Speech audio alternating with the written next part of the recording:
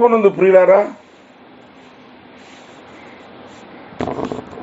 ఈ ఉదయకాల సమయంలో మీ ధ్యానాన్ని ఈ మాటల మీదకు రానియమని నేను మీకు జ్ఞాపకం చేస్తూ ఉన్నాను. సామెతల గ్రంథము 30వ అధ్యాయము 19వ వచనంలో ఉన్న మొదటి మాటలో, బండ మీద సర్పము జాడ నా బుద్ధికి మించింది, నాకు అర్థం కానిది అని యాకే కుమారుడైన ఆగూరు జ్ఞానాన్ని ప్రబోధిస్తూ దేవుని చేత మనకు తాను పలికి రాయించిన మాటను మనం చదువుకున్నాం. బండ మీద సర్పము జాడ నాకు అర్థం కాలేదు అన్నాడు. ఏమిటి బండ మీద సర్పము జాడ అని ఆలోచన చేస్తే, బండ అని బైబిల్ గ్రంథము ఇద్దరు వ్యక్తుల్ని గురించి సంబోధిస్తూ ఉంది. ఒకటి మన ప్రభువును రక్షకుడైన యేసుక్రీస్తుకు బండ అనే పర్యాయ పదం ఉంది. మరొక పేరు, ఇశ్రాయేలు జనాంగం 40 సంవత్సరాలు అరణ్యయాత్ర చేస్తున్నప్పుడు వారి దాహాన్ని తీర్చడానికి మోషే భక్తుడు ఒక బండను కొట్టాలని, ఆ బండలోంచి నీరు ప్రవహిస్తాయని దేవుడు చెప్పాడు. మోషే ఆ బండను కొట్టాడు, ఆ బండలో నీళ్లు ప్రవహించాయి. ఒక్కసారి కాదు, భక్త పౌలు కొరింథీ పత్రిక మొదటి పత్రిక 10వ అధ్యాయంలో ఆ బండ ఇశ్రాయేలు ప్రజలను వెంబడించింది,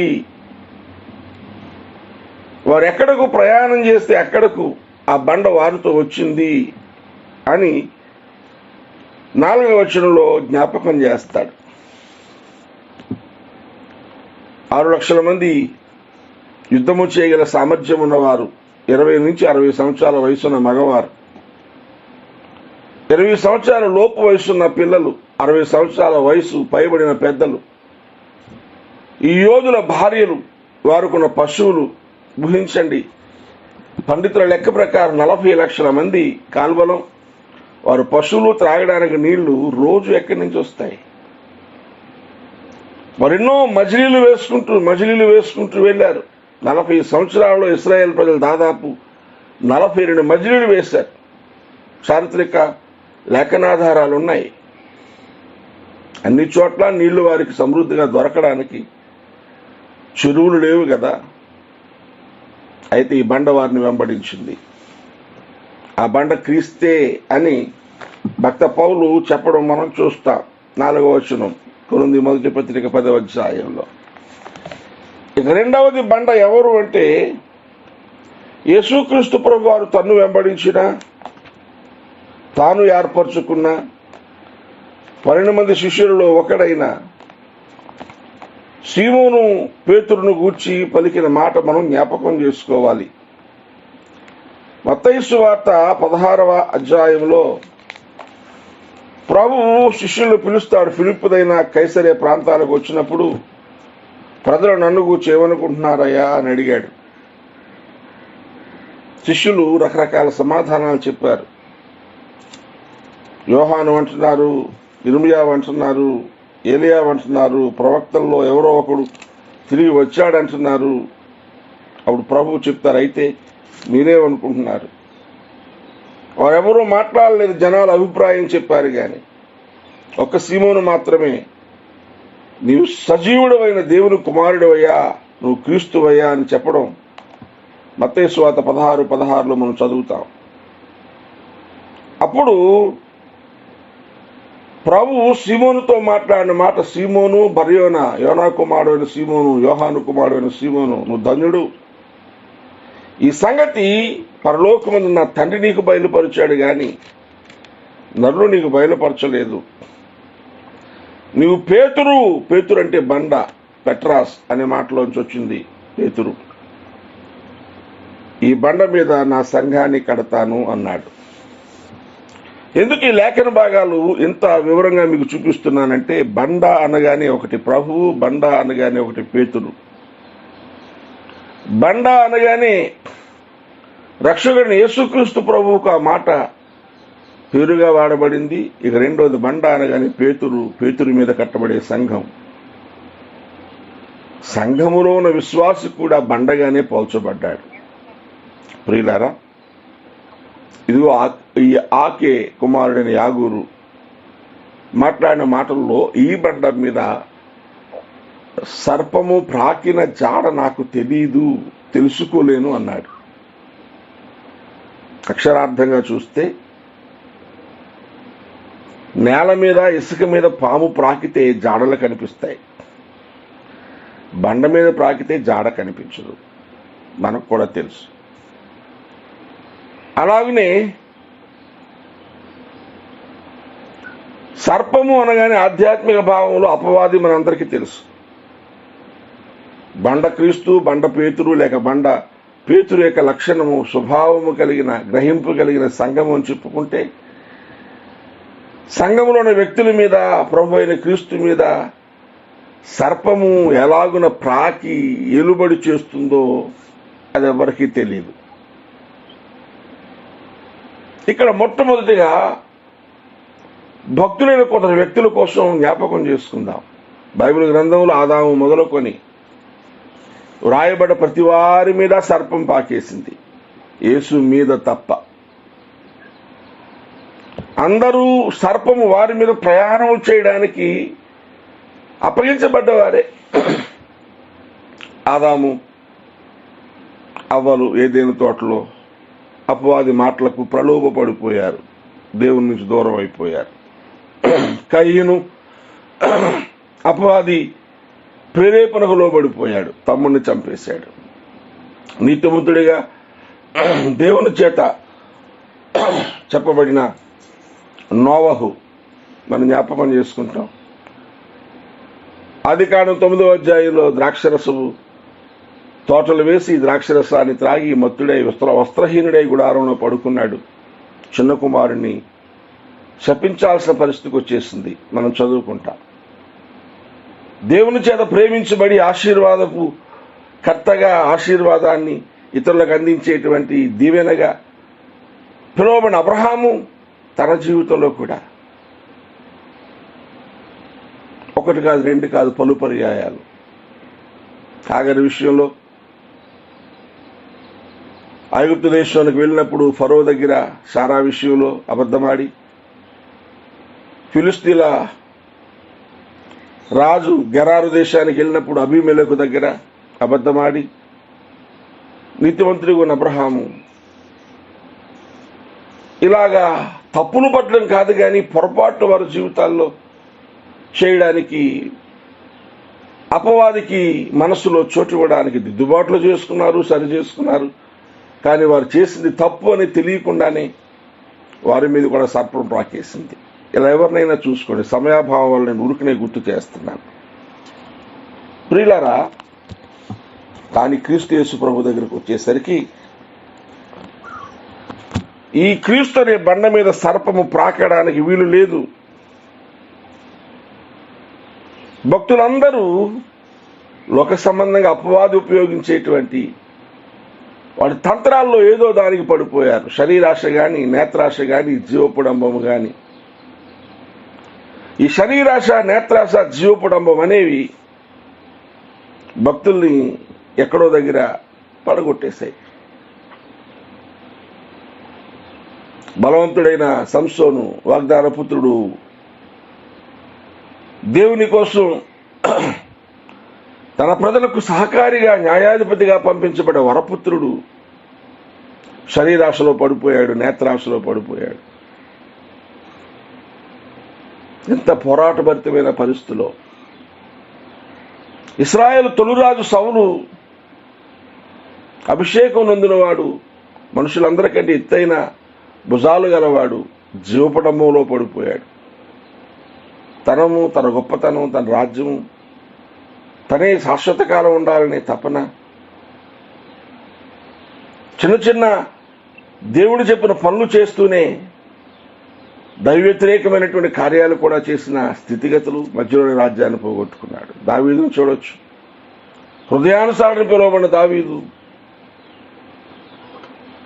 నేత్రాశను శరీరాశను తప్పించుకోలేకపోయాడు. ఇవన్నీ అపవాదు ఉపయోగించేటువంటి ఆయుధాలు. ప్రభు దగ్గరికి వస్తే, పరిచర్యకు వచ్చిన యేసునాథుని సిద్ధపడుతూ 40 దినాలు ఉపవసించిన యేసునాథుని దగ్గర అవే తంత్రాలు ప్రయోగించబోయాడు. మనకు తెలుసు, నువ్వు దేవుని కుమారుడు అయితే ఈ రాళ్ళను రొట్టెలుగా చేసుకో అని ఆకలితో ఉన్న ప్రభువుకి ఏమవసరమో తెలిసి ఆహారంతో శోధించాడు. ప్రభువారు మనుషుడు రొట్టె వల్ల మాత్రం కాదు, దేవుని నోటి నుంచి వచ్చి ప్రతి మాట వల్ల బ్రతుకుతాడని చెప్పి ఆ సర్పం యొక్క జాడ తన మీద ప్రాక్కుండా జయించాడు. శరీరాశ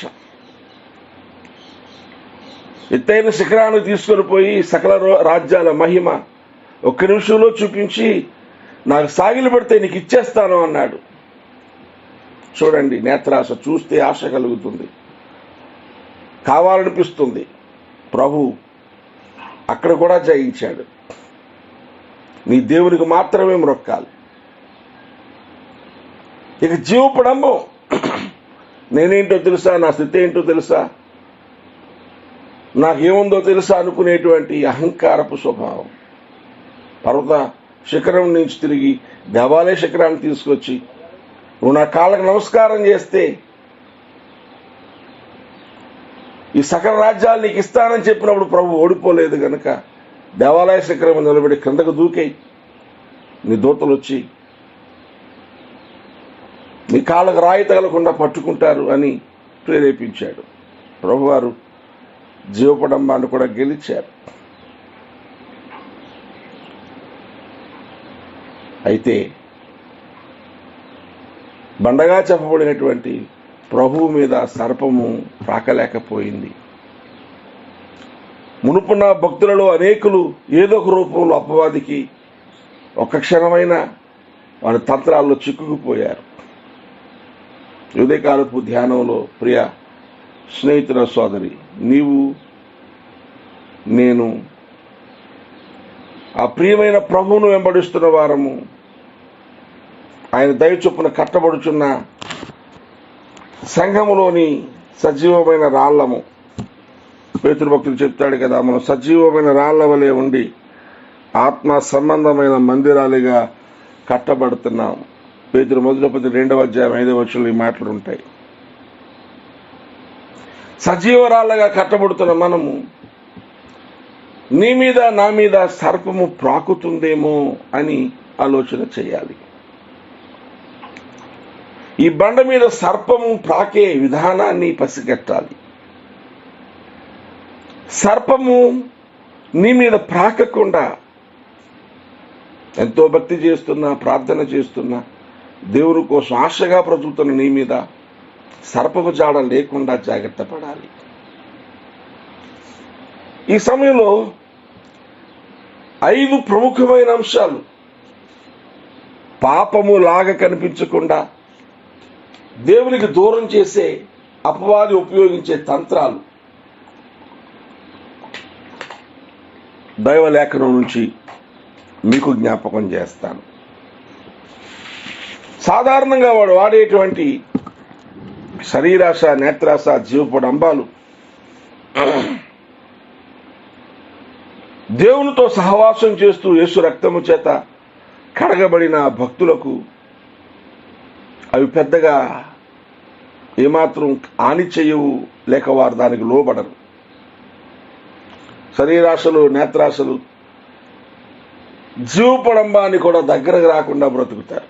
అయితే జీవపడంబములో ఒకటి, అది అలా కనిపించినటువంటి పాపము కాదులే అనుకున్నటువంటి దేవునికి దూరము చేసే లక్షణాలు కొన్ని అపవాది ఈరోజు సజీవరాళ్లుగా ఉన్నటువంటి బండల మీద ప్రాకేసే ప్రయత్నంలో వారి అంతరంగాల్లో ప్రవేశపెడతా ఉంటాడు. ప్రియులారా, ఈ మాటలు మీ మనసులోకి రానియండి. వాటిని గనక మనం గమనించగలిగితే, పసిగట్టగలిగితే, బండ మీద సర్పము ప్రాకకుండా జాగ్రత్త పడిన క్రీస్తు యేసు ప్రభు యొక్క లక్షణాలు అంతరంగాల్లో సాధకము చేస్తే దైవికమైన నియమాన్ని మన జీవితాల్లో కలిగిన వారమై పరిశుద్ధమైన పవిత్రమైన ముడతలు కానీ మచ్చలు కానీ లేనటువంటి నిర్దోషమైన స్థితిలో పవిత్రురాలైన కన్యకగా ప్రభువును నిలవబడగలుగుతామని గుర్తు చేస్తున్నాను. అందులో మొదటిది, భక్తుల జీవితాలలో అపవాది అనే సర్పము సజీవరాళ్ళైన మన మీద ప్రాకడానికి కారణంగా ఉన్న ఒక గుణము కోపము. చూడండి, ఎంత గొప్ప భక్తుడైనా, ఎంత పరిశుద్ధ జీవితాన్ని జీవించేవాడైనా ఖచ్చితంగా ఏదో ఒక సమయంలో కోపాన్ని ప్రదర్శించే వారంగా ఉంటాం. న్యాయసమ్మతమైన కోపము, బిడ్డలను శిక్షణ చేసేటప్పుడు వచ్చే కోపము, దీనికోసం నేను మాట్లాడలేదు. ఈ కోపము జీవన విధానంలో ఒక భాగం. కానీ కొన్నిసార్లు అకారణమైన కోపాలు వస్తూ ఉంటాయి, కారణము లేని కోపాలు, అపార్థాల వల్ల కలిగే కోపాలు. ఎవరో మన కోసం ఏదో అన్నారని ఇంకెవరో చెబితే అది నిజమో కాదో తెలుసుకోకుండా అవతల వ్యక్తి మీద వచ్చే కోపాలు. ఇంకెవరో ఏదో ఉద్దేశంతో మాట్లాడితే అది మనకు సరిగ్గా అర్థము కాక వారి మీద మన మనసులో కలిగే కోపాలు. ఇలా చాలా. కోపము న్యాయసమ్మతమైన, గ్రహింపు లేనిదైనా లేఖనం చెప్పే మాట ఉంది. అపవాదికి దొరకకుండా భక్తి జీవితాన్ని కాపాడుకోవడానికి ఎఫెసీ పత్రిక 4:26 రాయబడిన మాట మనందరికీ తెలుసు. కోపపరుడు గాని పాపము చేయకుడి, సూర్యుడు అస్తమించే వరకు మీ కోపం నిలిచి ఉండకూడదు. సజీవమైన రాయివి బండవైన నీ మీద, నా మీద సర్పము అనబడే అపవాది ప్రాకకుండా జాగ్రత్త చేసుకునే క్రమంలో, మనల్ని మనం భద్రపరుచుకునే క్రమంలో అకారణమైన కోపాలు, అహేతుకమైన కోపాలు లేక న్యాయమైన కోపాలు వచ్చినా సూర్యుడు అస్తమించే వరకు లాంగ్ టైం కోపాన్ని కంటిన్యూ చేయకూడదు. కొందరు వ్యక్తులు చేసిన కార్యాలు, చేసిన కీడు మనసులోకి వస్తే ఎన్నేళ్లు పోయినా వారిని చూడగానే కోపం హృదయంలో రగులుతూ ఉండే భక్తులు చూస్తున్నా. సాయంకాలం వరకే కోపం ఉండకూడదంటే ఇంట్లోని వారితో బయటి వారితో నెలల తరబడి, సంవత్సరాల తరబడి కోపాన్ని మెయింటైన్ చేసే భక్తులు, వీరి ప్రార్థన ప్రభు దగ్గరికి వెళ్తుందా? వీరు ప్రభువు చేత అంగీకరించబడతారా? ఈ రాళ్ల నిండా సర్పం ప్రాకేసిన తర్వాత ఈ రాళ్ళు కట్టడానికి పనిచేస్తాయా అని అర్థం చేసుకోవాలి. ఇది మొదటిది. కోపమును విడిచిపెట్టాలి, ఆగ్రహాన్ని మానేయాలి. ఇది చాలా ప్రమాదకరమైన లక్షణం. ఇక రెండవ లక్షణం అహంకారం. అహంకారం అనేది శారీరకమైన గర్వము అని అర్థం. Physical proudness. మన స్థితిని ఉన్నదానికంటే ఎక్కువ ఊహించుకోవడం వల్ల, గొప్పవారం అనే భావాన్ని గుండెల నిండా నింపేసుకోవడం వలన మనుషులు గర్విష్ఠులు అవుతారు. దానివల్ల కలిగే నష్టం ఏంటంటే దేవుని కనికరము, కృప మనుషులకు దూరం అయిపోద్ది.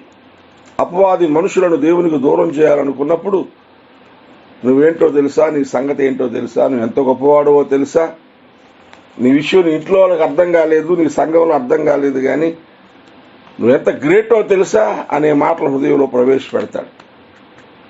ఆ సంగతిలో మనసులోకి తెచ్చుకొని మనం కూడా, అవును నేను చాలా గొప్ప కదా అనే ఫీలింగ్లోకి వెళ్ళిపోతాం.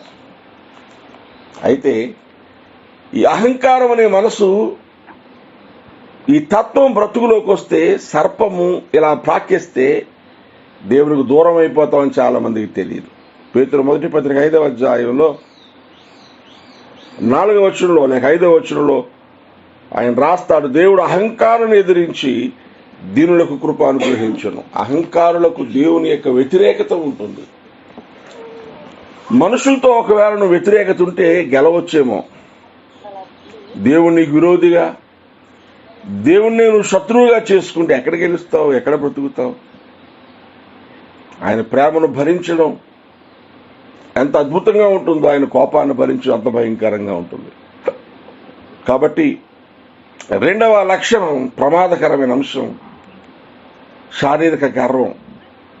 ఈ గర్వాన్ని విడిచిపెట్టడానికే ప్రభువు నేర్పించాడు. నేను సాత్వికుడను గనుక, దీన మనసు గలవాడును గనుక మీ మీద నా కాడి ఎత్తుకొని నా దగ్గర నేర్చుకోండి అని ప్రేమగల ప్రభువు మనతో మాట్లాడుతూ మత్తయి సువార్త 11:29 నేర్పించిన సంగతులు మనసుకు తెచ్చుకోవాలి. ప్రియులారా, రెండవ లక్షణం శారీరకమైన గర్వము, అహంకారాన్ని దూరంగా ఉంచుకోవాలి. ఇక మూడవ లక్షణం ఏంటంటే అసూయ. ఇది పెద్ద పాపంలా ఏం కనిపించదు. ఎదుటివాని మేలును ఓర్చుకోలేని తనం. ప్రధానికి నీతో పక్కవారిని పోల్చుకుని నీకు లేనిది ఎవరికైనా ఉంటే, నీకు దొరకనిది ఎవరికైనా దొరికితే, నీకంటే ఇంకెవరైనా బాగా ఉంటే సహించలేని తనం మనుషుల బ్రతుకుల్లోకి వచ్చేస్తుంది. యోసేపు అన్నల జ్ఞాపకం చేసుకోండి. తండ్రి అందరినీ ప్రేమించాడు. చిన్నవాడు యోసేపును కొంచెం ఎక్కువగా ఆరాం చేస్తే అది చూసి సహించలేని యోసేపు అన్నలు అతడితో క్షేమమును గూర్చి కూడా మాట్లాడలేకపోయారని రాయబడుతుంది. ఈరోజు ఎంతో గొప్పగా ఉన్నటువంటి ప్రార్థనాపరులు అని చెప్పుకునే భక్తులు ఒకరిని ఒకరు సహించలేని తనంతో ఒకరి మీద ఒకరు దుష్ప్రచారం చేసుకునే పరిస్థితులలో, ఒకరి వెనక ఒకరు బ్యాక్ బైటింగ్ అంటారు, వెనకాల మాట్లాడుకుని వారి వ్యక్తిత్వాన్ని, వారి గుణాన్ని కించపరిచి, అవమానపరిచి, హేళన చేసే క్రమంలో క్యారెక్టర్ అసాసినేషన్ అంటాం, వ్యక్తిత్వాలు చంపేసే లక్షణాలు చాలా మందిలో ఉన్నాయి. ఈ అసూయ మనుషులను చంపేస్తుంది. యాసిడ్ లాంటిది. యాసిడ్ ఏ పాత్ర మీద పోస్తే అది కాలిపోద్ది. అది పట్టుకున్న వాడు నిర్లక్ష్యంగా ఉంటే వాడిని కాలిపోద్ది. ఎవరి మీద పోసినా, ఎందులో నిల్వ చేసినా ఆ రెండింటినీ కాల్చేస్తుంది. అసూయ ఎలాంటిది? అసూయ చేత మనుషులు సచ్చెదరు అంటాడు సొలొమోను. సామెతలోని 14:30 23:17 ఇలా చాలా చోట్ల అసూయ కోసం మాట్లాడతాడు. కనుక సర్పం అనేటువంటి అపవాది వ్యక్తులను లోబరుచుకోవడానికి వాడేటువంటి లక్షణాల్లో మూడవది అసూయ. ఇక నాలుగవది ప్రభునందు ప్రియులార భయం అండి. ఇప్పుడు ఈ మూడింటిని దూరంగా పెట్టాం. కోపం లేకుండా ఉన్నాం, గర్వాన్ని విడిచిపెట్టాం,